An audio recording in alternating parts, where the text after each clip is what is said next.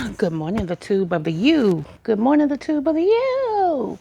Hi, this is your girl Coco 929. Look, just giving y'all an update. My nephew is still fighting for his life, so just keep praying for him. Two, I'm listening, Lord. I'm in my creative room, my media room. This room has become an all-purpose room. It's really the media room, okay?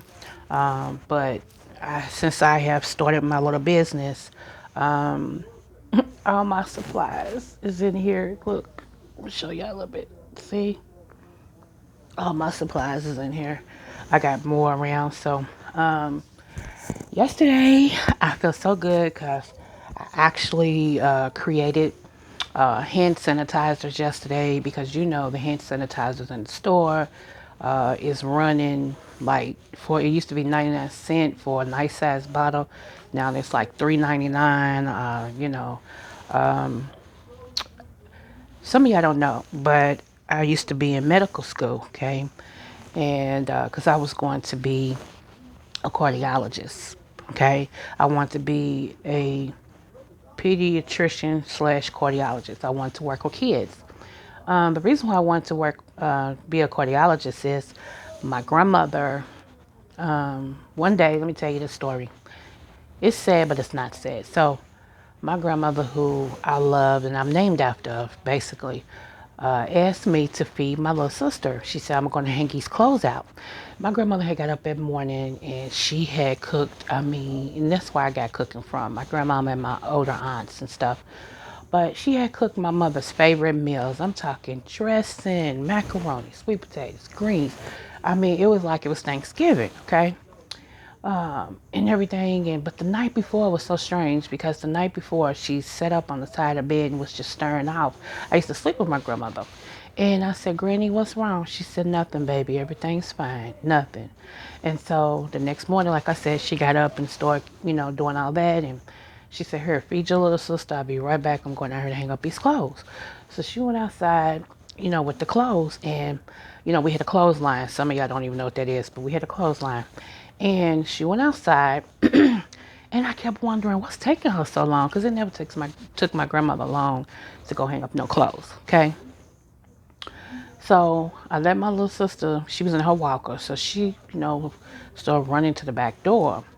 And how many of y'all know God don't do anything as a coincidence? Okay, so my little sister went to the back door and she just kept hitting it with her walker. Just kept hit. I mean, with her walker, just kept hitting it, and it got so annoying that I said, "Would you stop?" Like, yeah. So why you keep hitting the door with your walker? Now at this time I had just turned 8. Okay, and I had been 8 for a week. Okay, so I went to the back door to get my little sister, like to pull her away from the back door. And I so happened to look and saw my grandmother laying up under the clothesline. So I bust out the door and I'm running down the steps and I'm like, "Granny, Granny, what's wrong, Granny?" Like that and stuff. And she's looking at me, and I'm like, "Oh my God." So I'm beating on, I'm like, "No, Granny, don't go, don't go.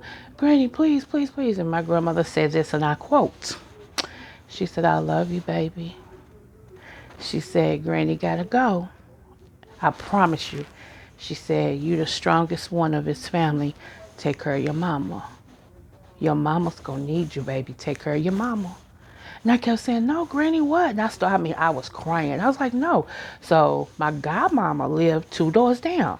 So I ran to my godmama's house and I was beating on that door, beating on that door. She said, "Cora, why are you beating on that door?" I said, "My granny."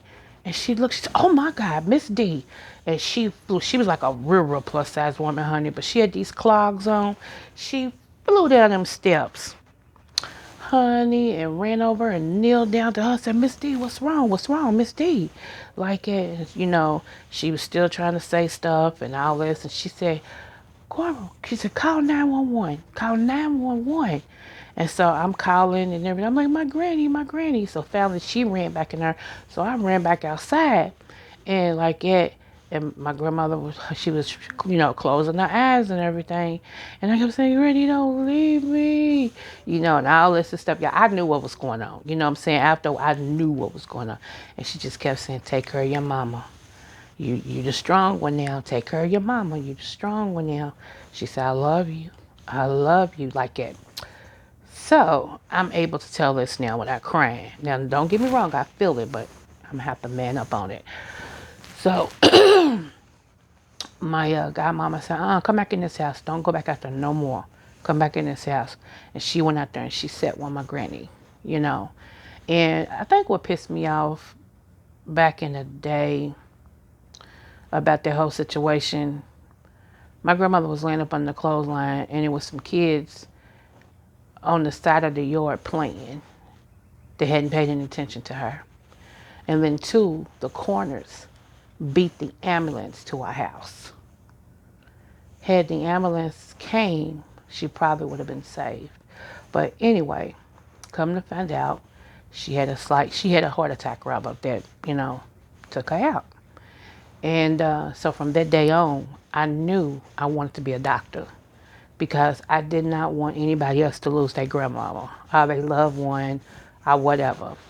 So I told y'all that story so you understand the back history and my dedication to becoming a doctor.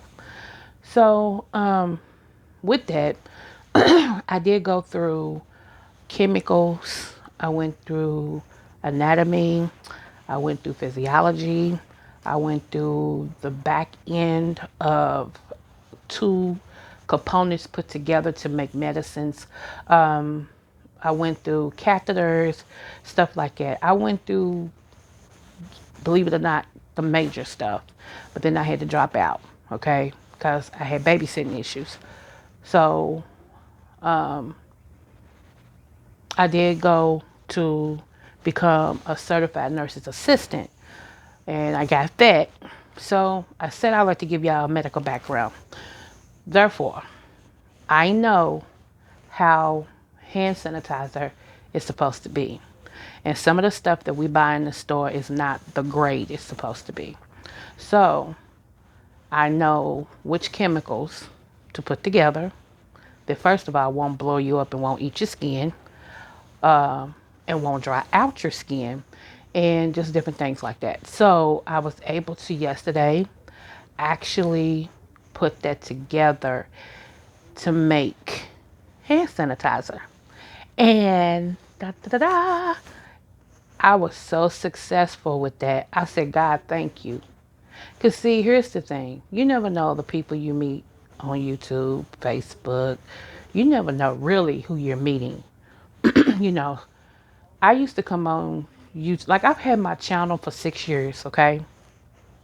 I never knew what I wanted to do with it. But last year, like I said, when I had been near-death experience twice, I decided, well, I know what to do with it. If I don't do anything but just get on here and talk to people about my experiences and things like that, that's what I'm going to do. Um,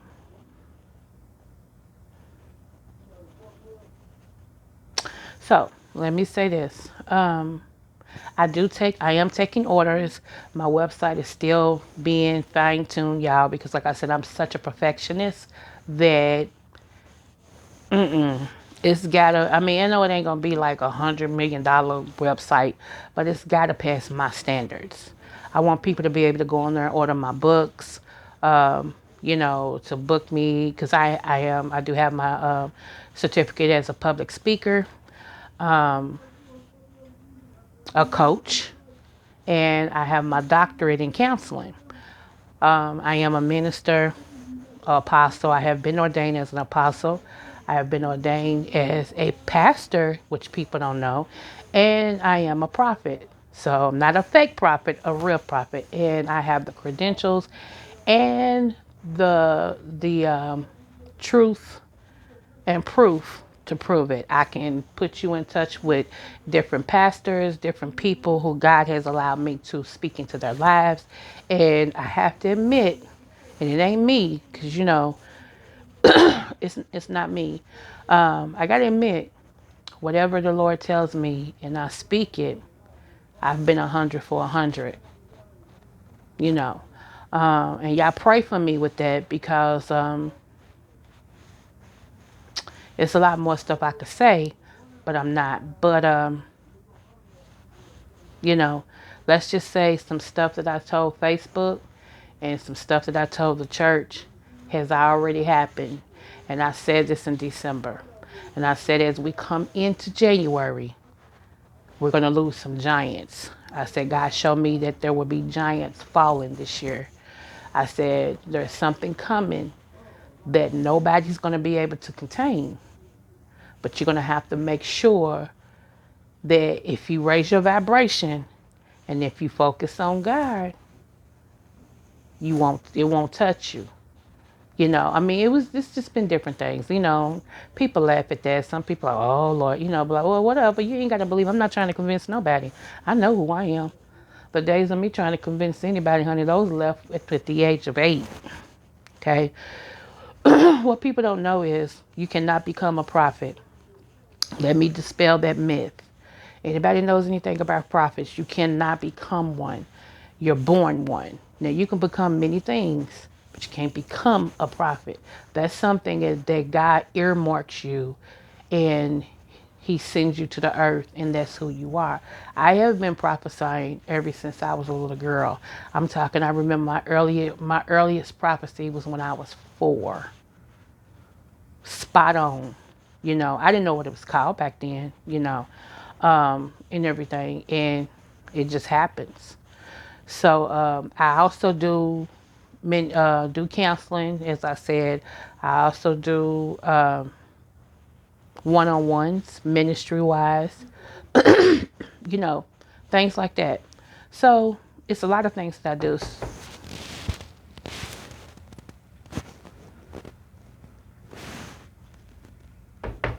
My husband is knocking on the window. What?